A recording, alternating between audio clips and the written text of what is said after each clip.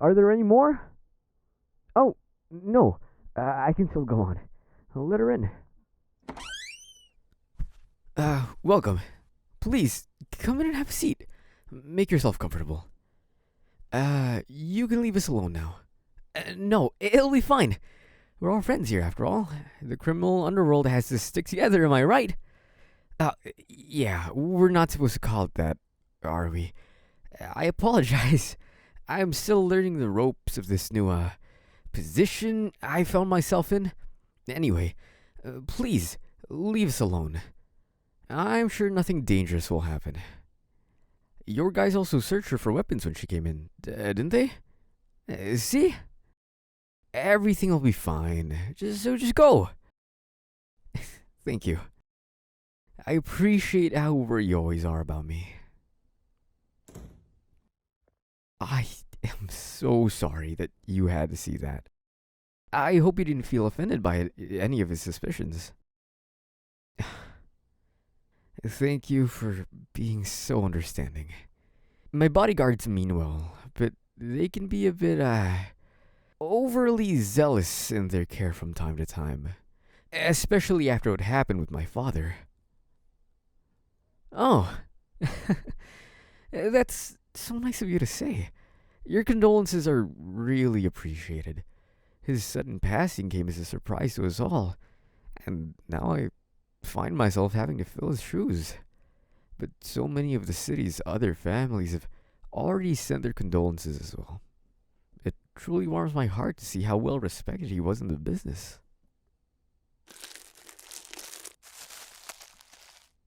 Oh, you brought something more? Oh, that is a beautiful flower arrangement. I'll make sure to lay this on my father's grave the next time I visit. You said your family had picked it out herself? How is your mother, by the way? I only remember seeing her once at that big negotiation a few years ago. Ah, that is so good to hear. It can't be easy managing the second largest family in town. I still don't know how my father could lead one that's even bigger. Please, give your mother my regards when you return.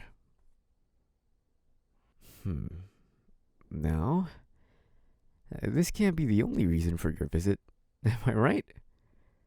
Why don't you go ahead and tell me what else you brought for me? Just your condolences? Forgive me for doubting that. The other families all took the opportunity to propose some kind of deal as well. So why would you be any different? The only reason that your family took so long to send their regards is because you were still busy trying to figure out how to best use my father's death. Right? Cut the shit. I'm well aware that your mother sent you to... what? Seduce me? Or just manipulate me into doing your bidding? Why are you acting so surprised? You're not the only child who grew up in this cutthroat world. And I can see right through your every move, just as I can see through everyone else's.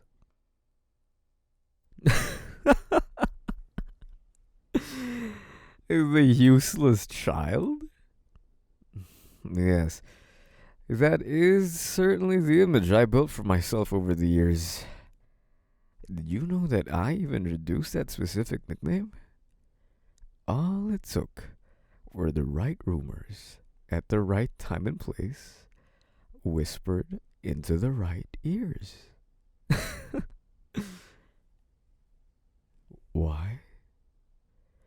It is much better to be feared for your position and underestimated for your abilities than the other way around, especially in this business.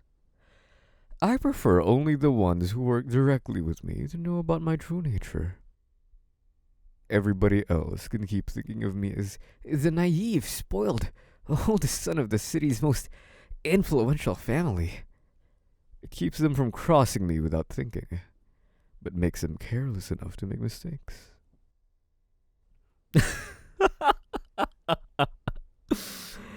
Your face speaks volumes, even if you don't want it to. Why? Why did I not reveal my intentions sooner to you? That's what you're asking yourself, isn't it? To be honest, I was going to humor your attempts at fulfilling your mother's oh so secret mission, but it was just so pathetic to watch that I couldn't bear it anymore.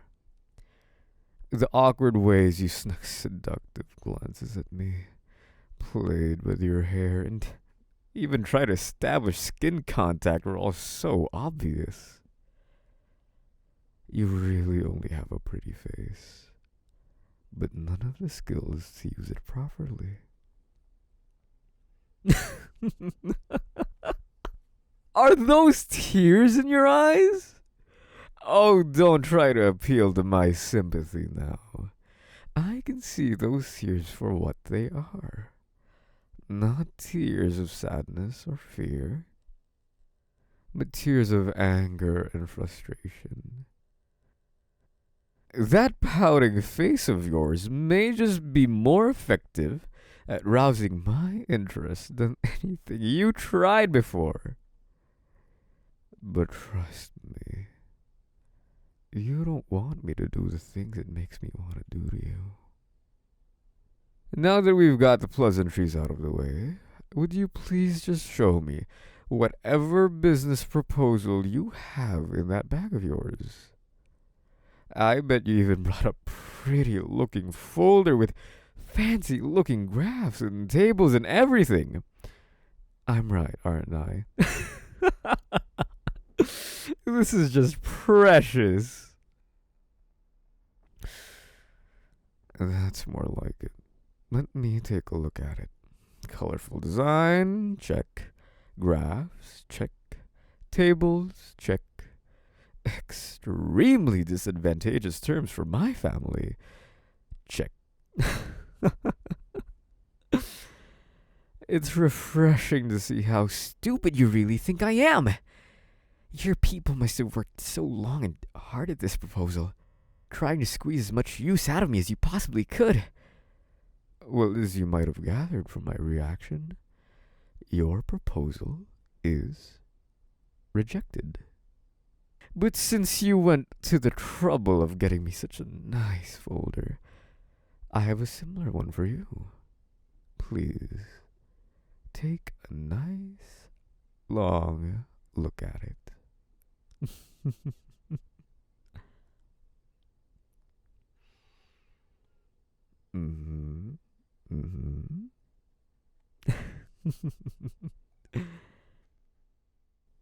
I am sure that you will like what you will see.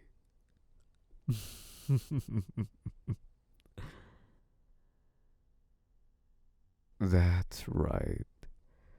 Those are all pictures of your family's operations. Not all of them, but definitely enough to earn every single of your members a nice long stay in the Crowbar Hotel. In the right hands, this folder could implode your entire organization within a single night. It doesn't stop at just the pictures, by the way. There's everyone's home addresses, all your hideouts and warehouses, and so much more evidence. And here's the coup de grace, le piece de résistance. So you do recognize it. Yes, that is indeed your family's ledger, the one that supposedly was burned to ashes a few weeks ago. Only that it wasn't. But that much should be obvious by now, even to you. How? Well, I happened to come into contact with a certain someone within your family who had enough reason to be close enough to the ledger to be able to facilitate an accident. Scary, isn't it? Really makes you wonder who else of your most trusted members is on my payroll. What's going to happen now? I'll tell you what. First, you are going to take this folder back to your mother. She will think about it for a night or two, just to give herself the illusion of having some control over the situation.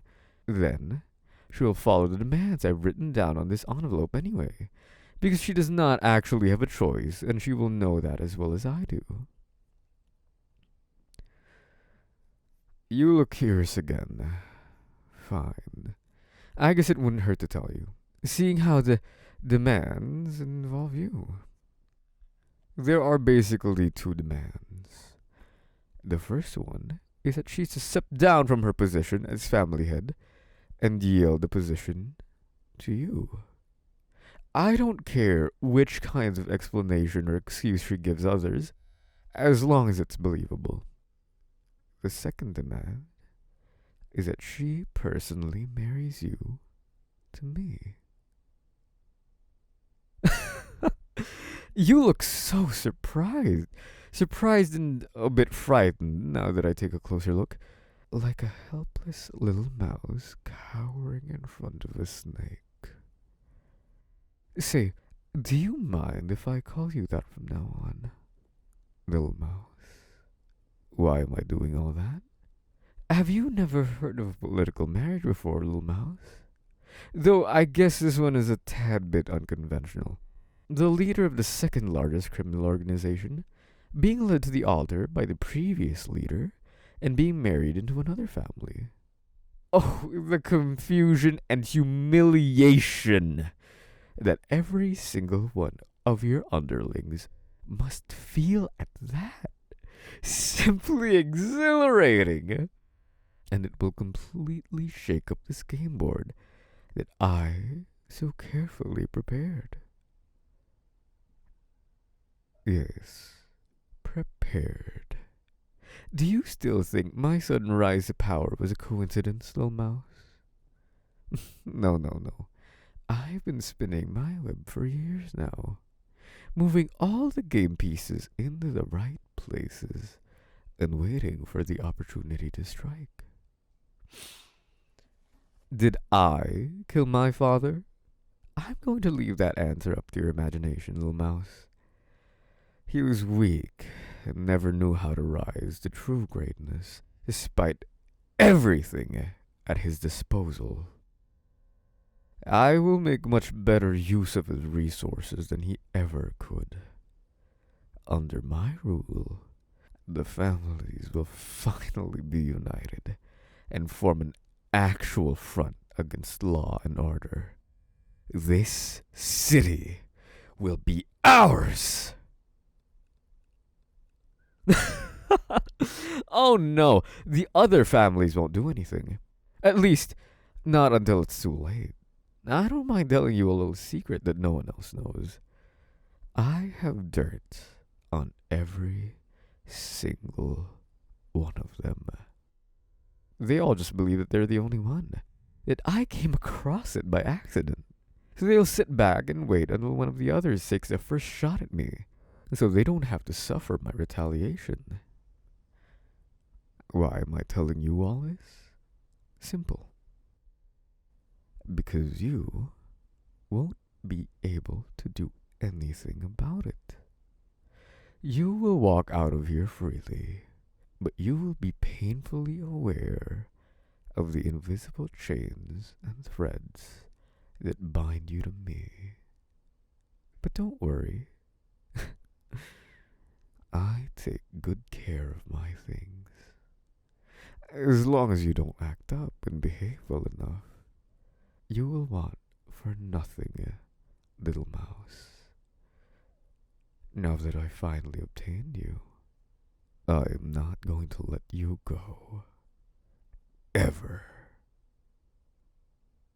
See who finally used her pretty little head for some thinking.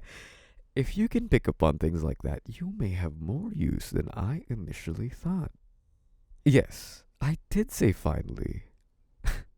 I had my eyes on you for years, ever since we met at that big negotiation. You were the only one close to me in age and status, so I naturally paid attention to you. There's just something poetic about the younger generation overthrowing their parents and leading the way into a brighter future, isn't it? So I spent the last years plotting, planning, scheming, or whatever else you might want to call it, trying to find the best way to obtain you and achieve my goal. I spied, I threatened, I blackmailed, and I hurt people, all in order to move all pieces into the exact positions they are in now. You might act frightened and shocked right now, but I can see in your eyes that you are beginning to warm up to the idea, little mouse. Now, I don't know if that's because you simply gave up on resisting me, or if you genuinely find the idea of ruling by my side intriguing. And it honestly does not matter to me as long as the end result stays the same. So why don't you take a bit of time for yourself and use that pretty little head of yours to figure that part out first? After you take this folder and my demands back to your mother, of course. If there's nothing else, please, let me escort you to your car. No, please, I insist. It's no trouble at all. I know that you can find your way back by yourself, but I would be a terrible host if I just sent you on your way from here. And I don't want to reveal that side to my people just yet.